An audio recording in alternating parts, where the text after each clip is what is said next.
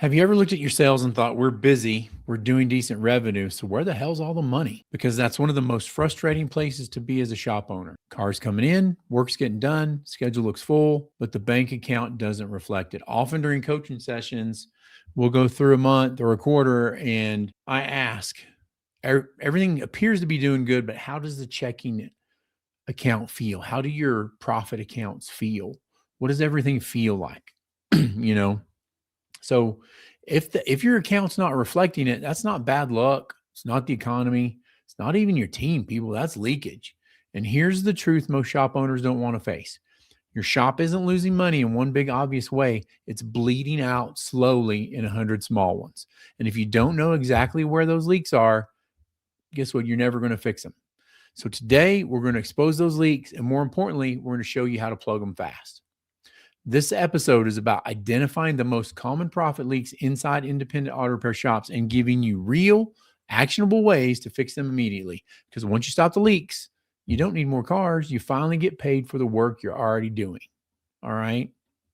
So let's start with the one nobody wants to look at, your pricing. Most shop owners are underpriced, period, end of story.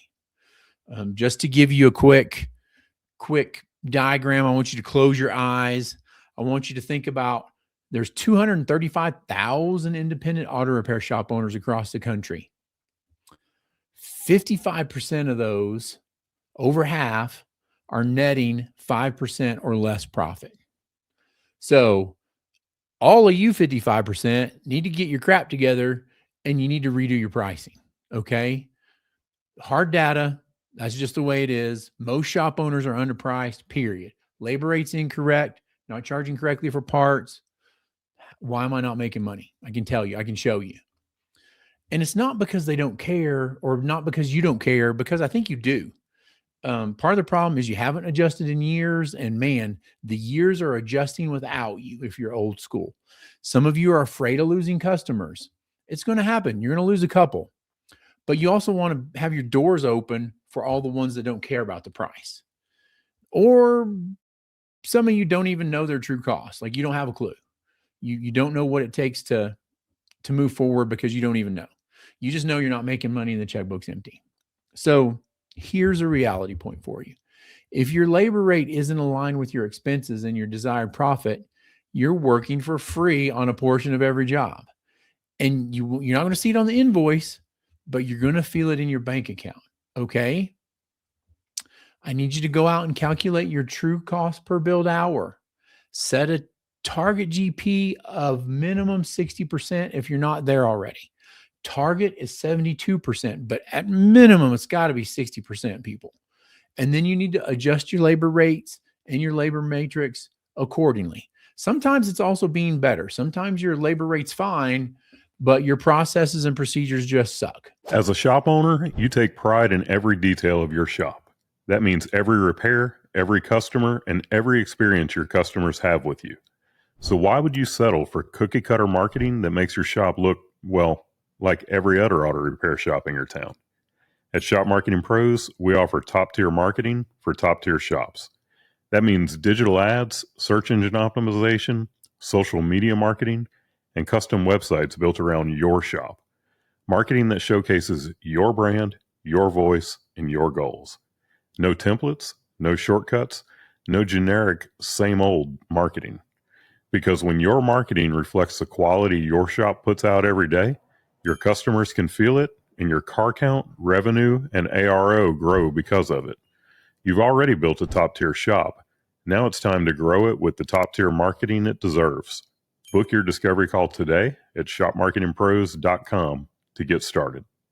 Like you're not charging for diag, you're not charging for this, you're not charging for that, you're giving it all away. That's also going to hurt you.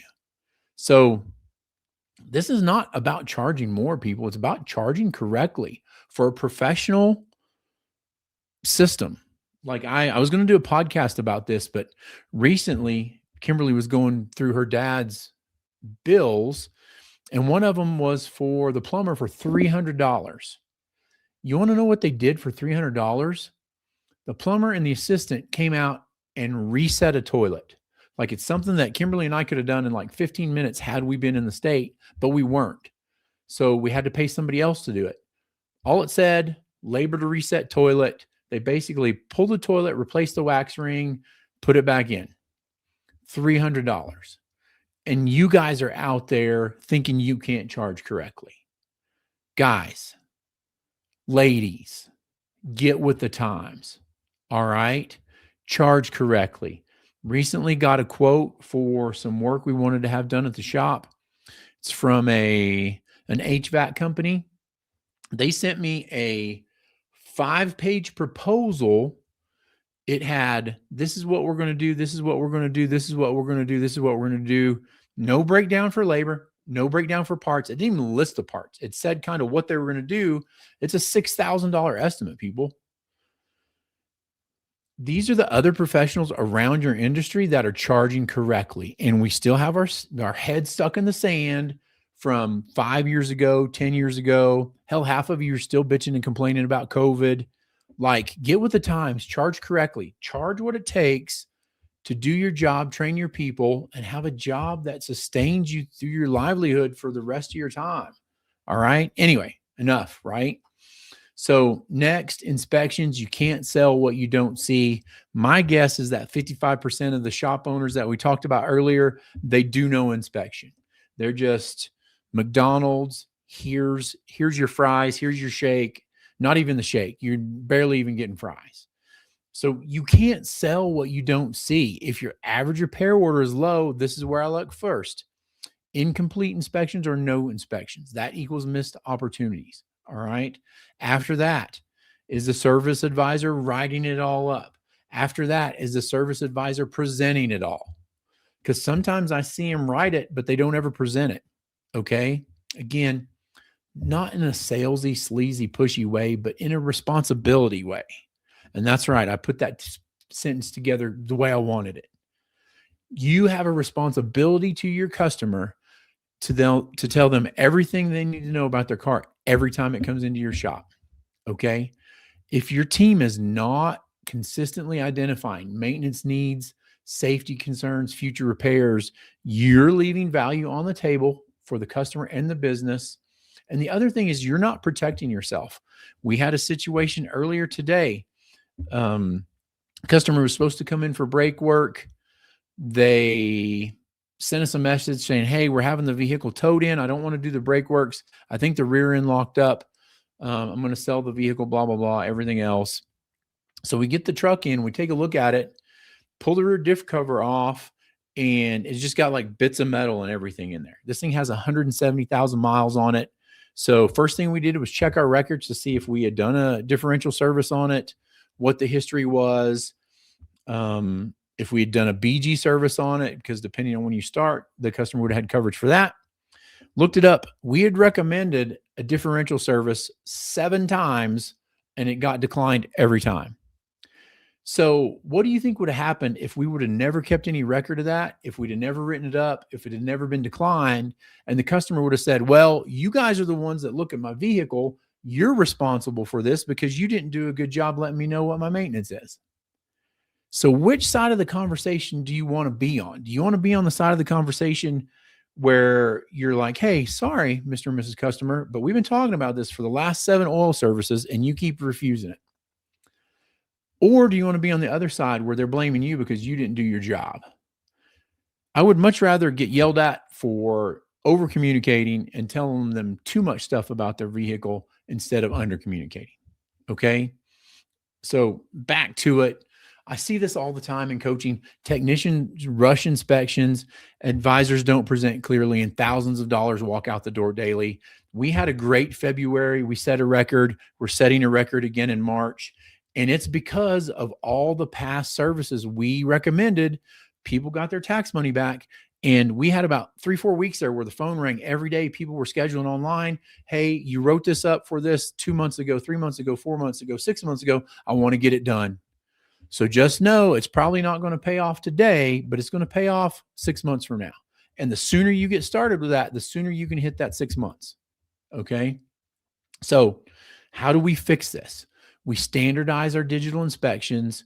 We require photo, video documentation. It can be 8, it can be 12 pictures, videos, whatever. And it always doesn't have to be something bad. Also, it can't be 8 pictures of the outside of the vehicle. Okay. Next, you have to train your advisors on presentation, not just quoting. Okay. No inspection process equals no profit consistency. So let's connect all this to something upstream real quick. A lot of shop owners try to fix profit problems by getting more cars. But if your systems are leaking, all you're doing is pouring more volume into your broken bucket.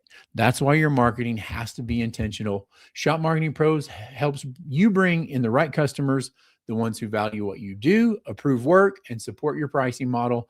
They don't just get you traffic.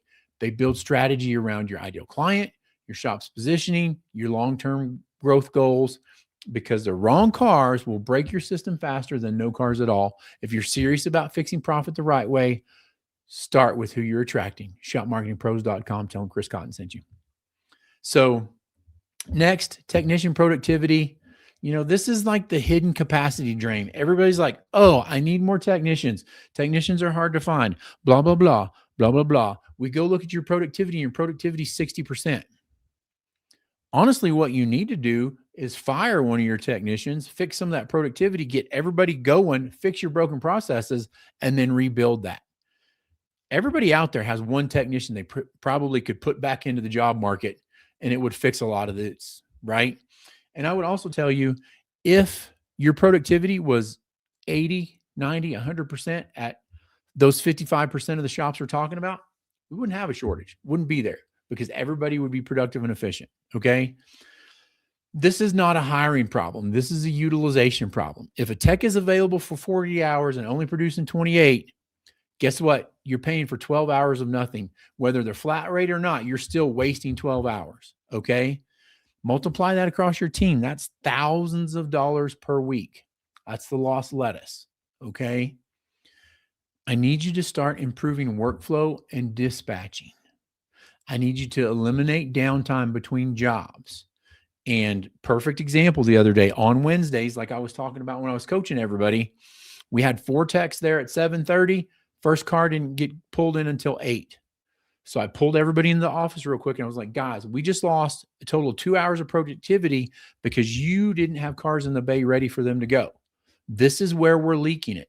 I need you as owners to be standing back watching these things so that you can pull the team aside and you can tell them, hey, this is what I just saw. This is the fix for it. Let's start making it happen. Okay. So another fix, ensure parts and approvals are ready. Productivity solves more problems than hiring ever will. And I'll stand by that. All right.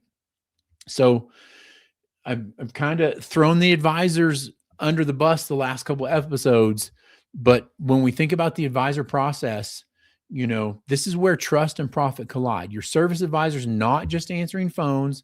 They're the conversation point of your entire business. And yet most advisors are undertrained and understructured. They rush calls. They fail to build value. They present price before trust. They don't follow a consistent process. That's a profit leak. Okay. But even if everything else is working, if the advisor can't communicate effectively, the sale dies right there. All right. So what's the fix for that? The fix is you have to implement a step-by-step sales process. I think you need to role play some weekly if you can. Track close rate and average ticket and talk to them about it. Most sales problems are process problems, not people problems. All right. The next one hacks me off. Discounting and hooking customers up. So let's call this out. Discounting, hooking people up, taking care of them. I get it. We all want to help people. But if it's not controlled, it destroys your margins, because here's what happens. You start making emotional pricing decisions instead of strategic ones. And those small discounts, they add up fast. And I'm going to do you one further. The discounts add up fast, but the broken parts, the lost parts, we had a thing like this last week. One of our techs broke a tag light. Another one broke a mirror. A third, somehow we got some valve cover gaskets that were brand new that got thrown in the trash. All of these little mistakes add up fast. You got to be looking for these. Okay. But now we're talking about discounts. So, how do we fix the discounts? Let's define when discounts are allowed. Let's track the total discounts monthly, and let's replace discounting with value communication. Okay. Also, the reason why I want to, track total discounts monthly, maybe in our shop we have a budget. We don't have one. Maybe we need one. I know some of the shops we coach do. Maybe you have a number with the service advisors like, hey, if you're close to getting a sale done, you have, as a shop, $4,500 that you can discount this month if you can close a sale with it. Okay. Let's don't go over that. That doesn't include coupons and promotional things, but maybe you want to do that in order to close some sales. Maybe that'll get you from 30% close to 40% close. And I think that's a huge thing. Okay. But what I want you to know is you don't build a profit engine by giving pieces of it away. All right. So let's pull back and zoom out and calm down a little bit. I'm getting a little warm in here. Right now, the shops that are struggling aren't always the ones without demand. They're the ones without control. And again, control over what? Control over pricing, process, productivity, and team performance. You don't have room for leaks anymore. The industry is getting tighter. It's getting more competitive and more demanding. And the operators who win are the ones who run tight systems, not loose operations. All right. So if we're talking about what we want to do this week to implement, how are we going to fix this? First of all, we got to get practical. Number one, audit your last 20 repair orders. Look for missed opportunities, pricing issues, discount patterns, and basics. Like, is the customer's name there? Is their cell phone there? Is their email there? Is their address there? We spend too much money to get these people in to not get all that information. Next, measure technician productivity. Know your numbers, no assumptions. Next, review your inspection process. Is it consistent? Is it complete? Next, track your advisor close rate. If you're not measuring it, you can't improve it, right? So I want you to pick one area. What's your biggest leak? And I want you to fix it this week. Okay. Remember, you do not have a revenue problem. You do not have a retention problem. You have a process problem. You have a discipline problem. And because profit doesn't disappear by accident, it leaks through the areas you're not paying attention to. So here's your challenge.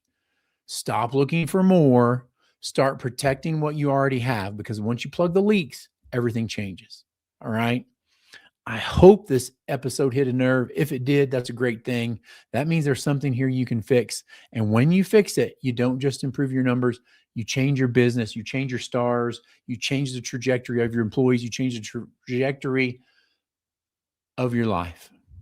So I really appreciate you being here, putting in the work, and continuing to raise the standard in this industry. This podcast is proudly part of the Automotive Repair Podcast Network. I want you to go to check out the more shows and resources they have at automotiverepairpodcastnetwork.com. It's a mouthful, I know, but you can get there. Make sure you subscribe, share this with another shop owner who needs it, and leave a review, because the stronger we get, the stronger the industry becomes. Get to work, everybody. Have a great day.